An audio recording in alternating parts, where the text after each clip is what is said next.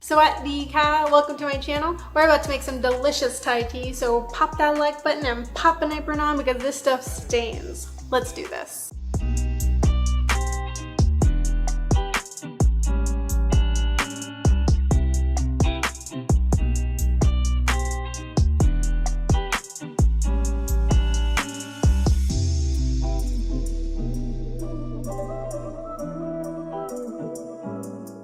These are the ingredients that I'll need to make Thai tea, listed also in the description below, because they're leaving the screen in 3, 2. Instead of evaporated milk, you could use a non-dairy option like soy milk, coconut milk, or almond milk.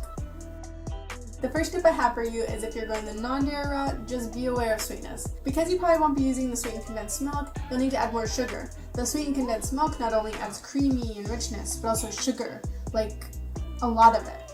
Tip number 2, the ratio. Depending on how strong you like your tea, you could use for each cup of water 1 to 3 tablespoons of tea. I try to use the least amount possible so I don't have to keep making trips to the store, though at this point I should probably just buy in bulk. Tip number 3, store the leftover tea in the fridge. It'll keep for a few days, and just to be clear, this is before you put all the sugar in. Typically a cloth tea filter or traditional tea sock is used because Thai tea has a lot of dust that gets through regular strainers.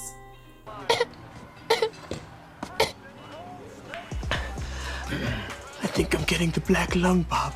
However, a great alternative is the French press. I tried it in a teapot too, but it turns out the strainer holes really were too big, so try not to go that option. Also, let me know in the comments below if you know the word for this. Like, strainer holes can't be the right word, but you know what I'm talking about. Tip number 5, wear an apron. This stuff stains. It's orange because it's got yellow dye number 6, so just watch where it goes, and probably don't wear white. While you're waiting on the boiling or the steeping, mix the sugar and the optional sweetened condensed milk. All of the ingredients are listed in the description below, but also here are some good starting point amounts for this bit. I say starting point amounts because when you learn this recipe and you have the ingredients, you'll make this at least 5 times a day and know exactly how much sugar to add. Be warned though, this drink is caffeinated and will keep you awake so that you can continue to make it through the night. So you got your sugar mixture, you got your tea steeped. Pour the tea into your mixing glass with the sugar mixture because it's taste testing time.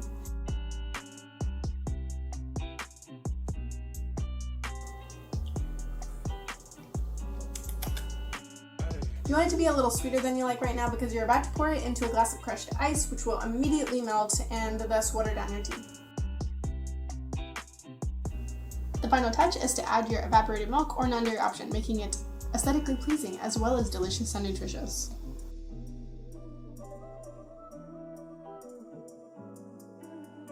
Of course, I think it's amazing, but let's see what our in-house taste tester has to say. This drink, I like it. Another! Okay. But what about our other in-house taste tester? I want to bathe in it. Let's all take a second to thank him for his clearly unbiased opinion. Thanks for watching, y'all. Make sure to subscribe and smash the like button. Yes, it really does help my channel, but who knew? I'll see you next week. Bye!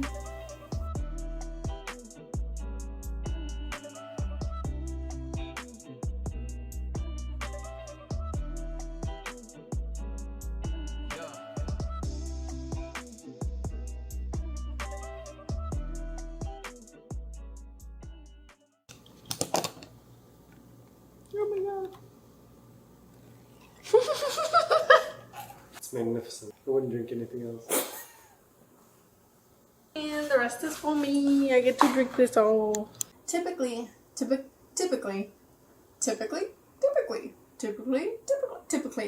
a Greek name. You can wear orange though. 'Tis the season.